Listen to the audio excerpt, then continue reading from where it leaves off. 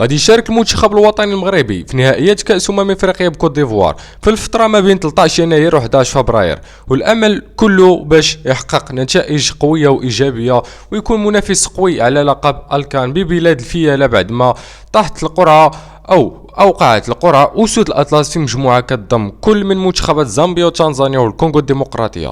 الا ان وليد الركراكي عنده جيل ذهبي ورائع من اللاعبين المغاربه المحترفين باوروبا كما كنعرفوا كاملين، اللي هما كثار كاين حكيم زياش، نايف اكرد، اشرف حكيمي الى غير ذلك، اللي قادر يمشي يتالقوا في كاس افريقيا. الا انه كينتظر توهج اربع لاعبين اللي كيراهن عليهم كثيرا من اجل التالق ولفت الانظار كما كنقولوا، وان شاء الله غادي يكون خير، وهادو من اهم اللاعبين عندنا غادي نطرقوا لهم الان.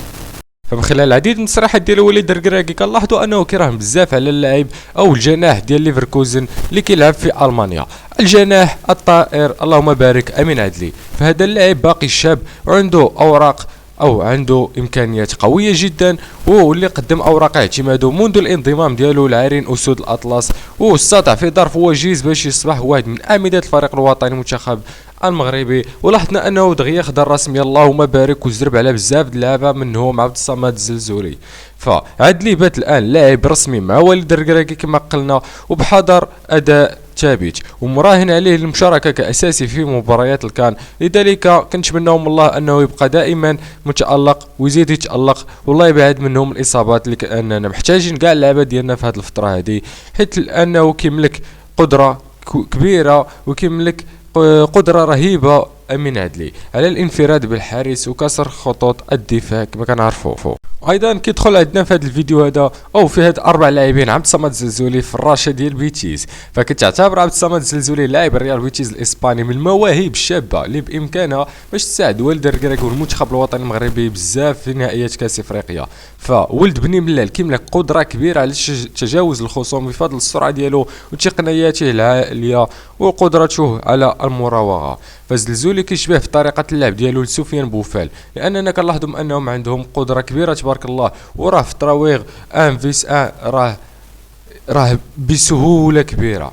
فالركراكي كيامن كثيرا بهذا اللاعب وبمثل هؤلاء اللاعبين، خاصه في المباراه اللي غادي يحضر فيها الجانب التكتيكي، واذا تكون الحلول الفرديه هي الطريقه المثلى من اجل التجاوز فما قل فاش كتعول عليه في المراوغات والتخطط. وبطبيعه الحال ما يمكنش نساو النحله ديالنا عز الدين أناحي اللي كيلعب في مارسيليا الفرنسي، وخا لاحظنا انه خدا الرسميه ديالو لبعض المباريات، كنظن شي 3 مباريات اللي لعبهم رسمي، وفي الاخير رجع في هذه المباراه الاخيره حطوا المدرب في دكه البدلاء. ما عرفتش علاش هذا المدرب هذا كيدير بحال هكايا، يدخلوا رسميه يحطوا. مهم كنظن ان كنظن ان عز الدين أناحي خاصو يقلب على راسو في شي نادي اللي غادي يضمن ليه يلعب، لانه لاعب باقي شاب وصغير، ما يمكنش تخليه انت دائما في دكه البدلاء ومره تحطو مره لا. هذا كيلعب بالمستوى ديالو، مره يطلع مره ينزل وما كتعرفش المستوى ديالو فين واقع. فعز الدين أناحي راه مهم جدا في المنتخب الوطني المغربي، وليد الركراكي كيعول عليه بزاف وما يمكنش يتخلى عليه،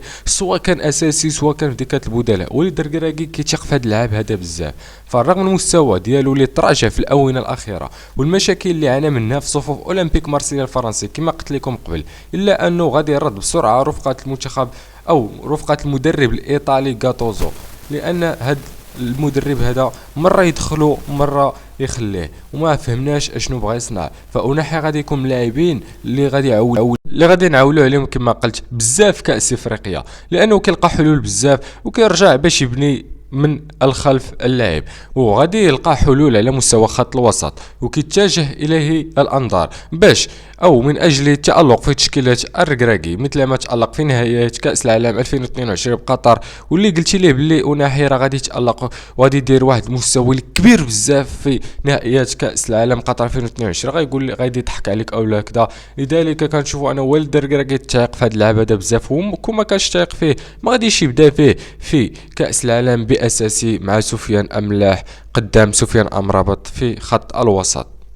فايضا ما يمكنش لينا نساو ولد القنيطره نايف اكرد المدافع الصلب وصخره الدفاع المنتخب الوطني المغربي ونادي ويست هام يونايتد الانجليزي. فعن بعد عام نايف اكرد ولد القنيطره مبدع، انه لاعب كيعشق لاعب كره القدم وما كيعشقش له اي غبار. ومع اقتراب نهائيات كاس في افريقيا غادي يحاول اللاعب وسط تحمل المسؤوليه في خط الخلفي للفريق الوطني المغربي. وكنلاحظوا انه كيموت على المنتخب الوطني المغربي وعلى الرايه المغربيه، تقاتل معنا في كاس العالم، واخا كانت اصابات كيتقاتل في كاس افريقيا. هذا اللاعب هذا كيلعب بالقلب ديالو، وانا الصراحه كيعجبني بزاف، ومن اكثر اللاعبين اللي عزاز عليه في المنتخب الوطني المغربي الصراحه النايف اكرد. كنوجه له تحيه كبيره من هذا الفيديو هذا. فالنايف اكرد واحد من اعمده المنتخب الوطني المغربي اللي ما يمكنش نستغناو عليه ولا يستغنى عليهم المدرب.